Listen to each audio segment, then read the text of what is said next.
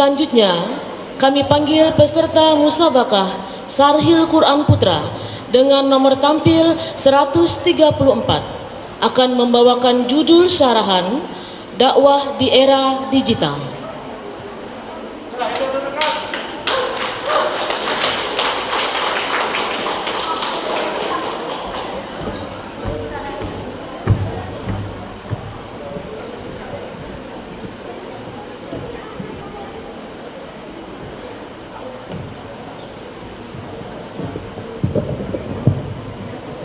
Majelis Hakim yang kami muliakan, hadirin yang kami hormati, peserta Sarhil Quran Putra dengan nomor tampil 134 akan membawa judul syarahan dakwah di era digital. Disilahkan.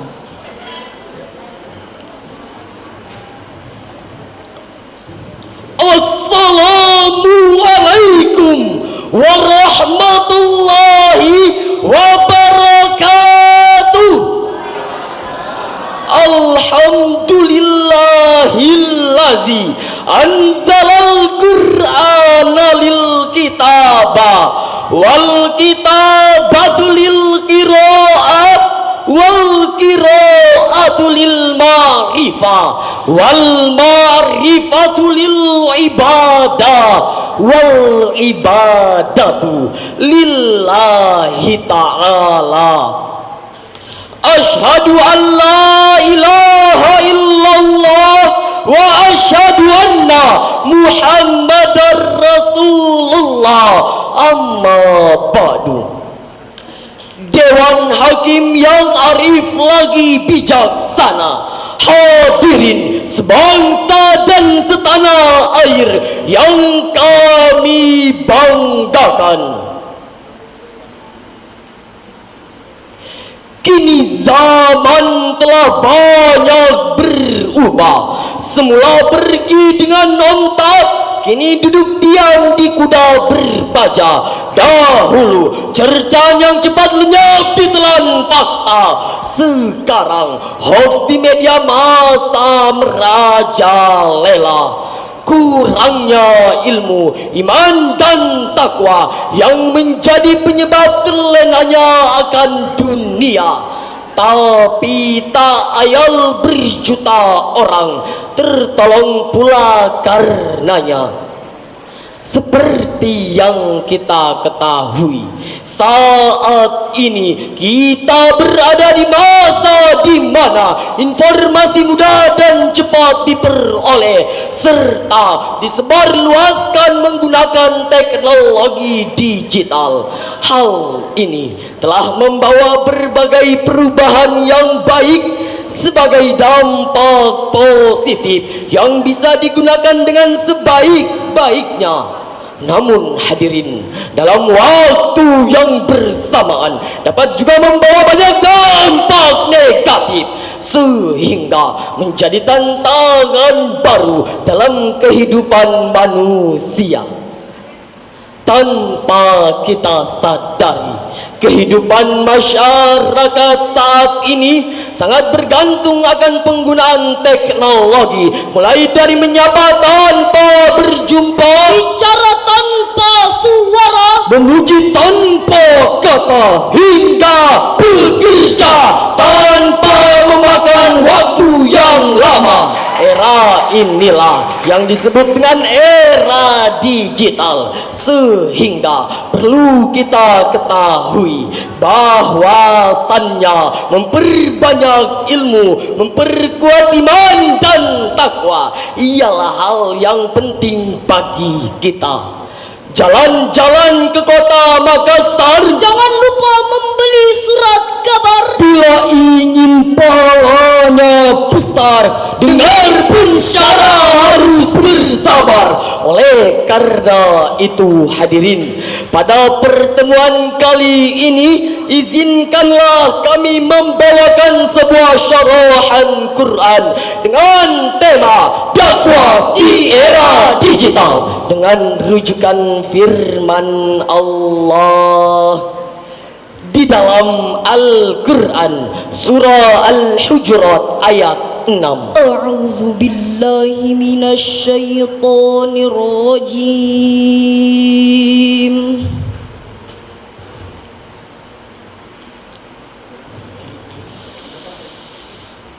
Bismillahirrahmanirrahim.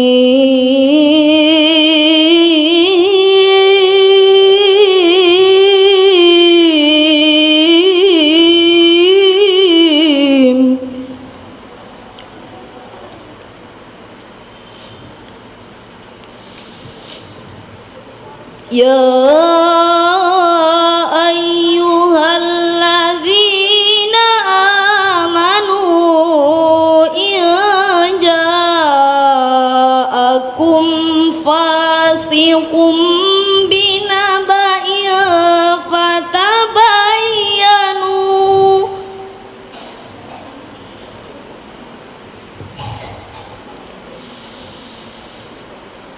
fatabayyanu an tusibu qauman bijahalah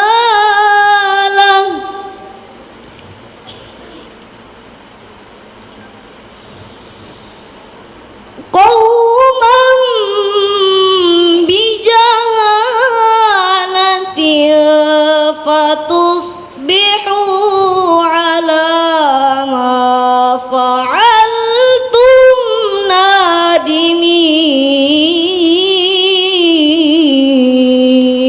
Aku berlindung kepada Allah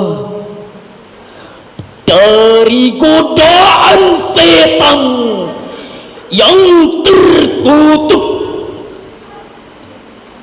dengan menyebut nama Allah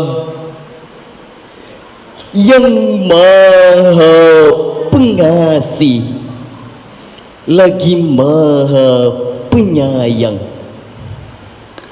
Wahai orang-orang yang beriman, jika seseorang yang fasik datang kepadamu membawa suatu berita, maka telitilah kebenarannya agar kamu tidak mencelakakan suatu kaum karena kebodohan, kecerobohan yang akhirnya kamu menyesali perbuatanmu itu.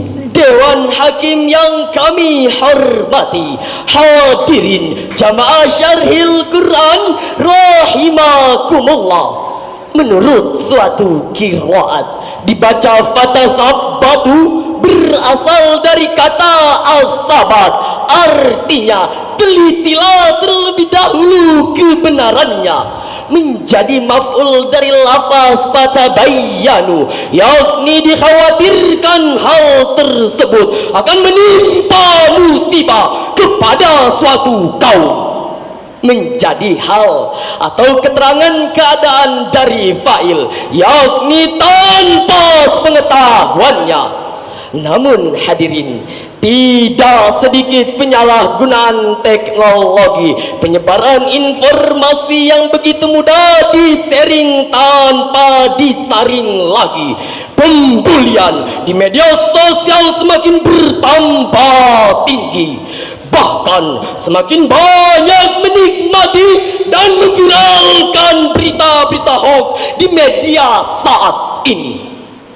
Jika umat Islam tidak berhati-hati dalam menerima informasi yang datang silih berganti, maka kesulitan mendeteksi informasi menjadi problematika sosial yang meliputi kehidupan masyarakat dewasa ini. Hidup jangan ibarat pucuk bambu, kemana angin berhembus ke sana ya mengarah. Angin ke timur ikut ke timur. Angin ke barat ikut ke barat. Orang terjun ke jurang mau ikut juga terjun ke jurang. Hadirin rahimakumullah, memasuki era 5.0, terpampang di hadapan kita antara harapan dan tantangan. Harapannya karena kita menyaksikan kebangkitan Islam yang sedang terjadi di mana-mana. Masjid-masjid semakin makmur, lembaga-lembaga dakwah semakin menjamur. Pengajian tidak lagi sebatas forum dan podium, tapi sudah menggunakan media cetak maupun elektronika seperti sekarang ini. Alhamdulillah. Namun tantangan yang kita hadapi saat ini adalah dengan merasuk dan menusuknya budaya-budaya barat terhadap jantung kehidupan umat Islam, terutama dalam media komunikasi. Ternyata menurut Frederick William dalam The Communication Revolution,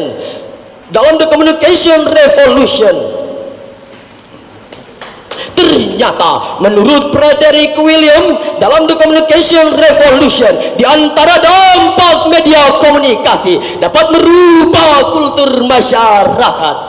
Kita tidak khawatir kalau perubahan kultur ini mengarah kepada hal-hal yang positif.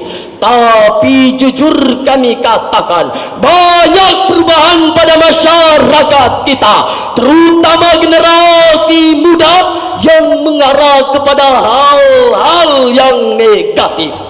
Maka Islam telah mengatur dengan sempurna metode dakwah sebagaimana firman Allah di dalam Al-Quran surah An-Nahl ayat 125. Ud'u ila sabili rabbika bil hikmati wal mau'izatil hasanah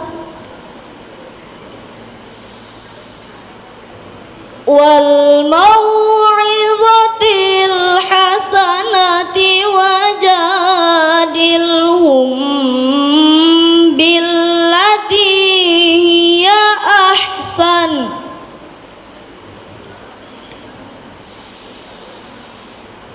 Inna rabbaka huwa a'lamu biman dhalla an sabilihi wa huwa a'lamu bil muhtadin.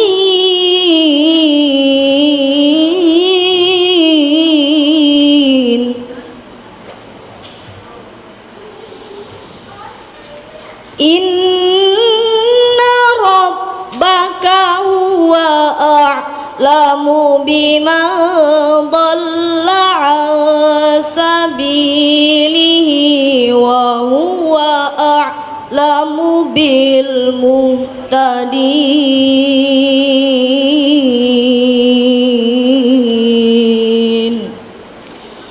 Sadaqallahul azim. Serulah manusia kepada jalan Tuhanmu dengan hikmah dan pengajaran yang baik, dan berdebatlah dengan mereka dengan cara yang baik. Sesungguhnya Tuhanmu dialah yang lebih mengetahui siapa yang sesat dari jalannya, dan dialah yang lebih mengetahui siapa yang mendapat petunjuk. Maha benar Allah. yang Maha Agung dengan segala firman-Nya. Dewan Hakim yang kami muliakan, jamaah syarhil Quran rahimakumullah, dari ayat tersebut memberikan gambaran kepada kita mengenai strategi dakwah Islamiyah. Pada ayat tersebut dijelaskan status dai, pesan dakwah dan kondisi madu yang dituju. Pertama, dakwah bil hikmah, madunya adalah orang yang pandai, cerdik, cendekia. Kedua, bil mau'izatil hasanah, madunya adalah orang awam yang memiliki imajinasi yang lemah. Ketiga, bil mujadalah, madunya adalah orang yang berada pada tingkat pertengahan. Bodoh tidak, cendekiawan juga tidak. Demikian penafsiran Syekh Mustafa Al-Maraghi di dalam tafsirnya. Maka berpijak dari hal ini dalam mencari kebenarannya adalah hal yang wajar dan pantas jika seorang pendakwah selain memiliki pengetahuan tentang agama, namun juga harus cerdas memilah dan memilih mana yang pantas dan benar untuk disampaikan. Hadirin, berceramah merupakan satu dari kesekian aktivitas berdakwah yang mulia, menyampaikan pesan dan menyebarkan syiar di hadapan ratusan, ribuan, bahkan jutaan umat manusia. Ada misi berharga di sana, tetapi dinamika dunia dakwah pun berkembang. Ini beriringan dengan perkembangan teknologi dan sebagainya. Namun tidak sedikit pendakwah pada akhirnya terjebak dalam logika materi, sebab Rasulullah sallallahu alaihi wasallam bersabda, "Idza azumat ummatid dunya naza'at minha hibatul Islam." Apabila umatku telah terlalu mengagungkan, tertipu oleh masalah keduniaan, maka akan dicabut darinya kehebatan Islam. Hadirin rahimakumullah, sebab kalau iman tidak melekat, Dakwah tidak jadi ajimat penyelamat, niscaya akan terlena oleh pelukan maksiat, berdaya oleh nafsu syahwat. maka Allah akan mengadakan dan melaknat di dunia dan di akhirat. Nauzubillah, summa nauzubillah. Sebagai orang yang beriman, kita yakin ini disebabkan karena bangsa kita masih dililit kemungkaran, kemaksiatan dan kebobrokan akhlak bangsa kita yang timbul akibat godaan dunia. Gaya hidup yang semakin rumit Membuat pikiran terbelit-belit, karena ekonomi semakin sulit. harga kebutuhan semakin melangit, dan semoga para pendakwa tidak jatuh pailit.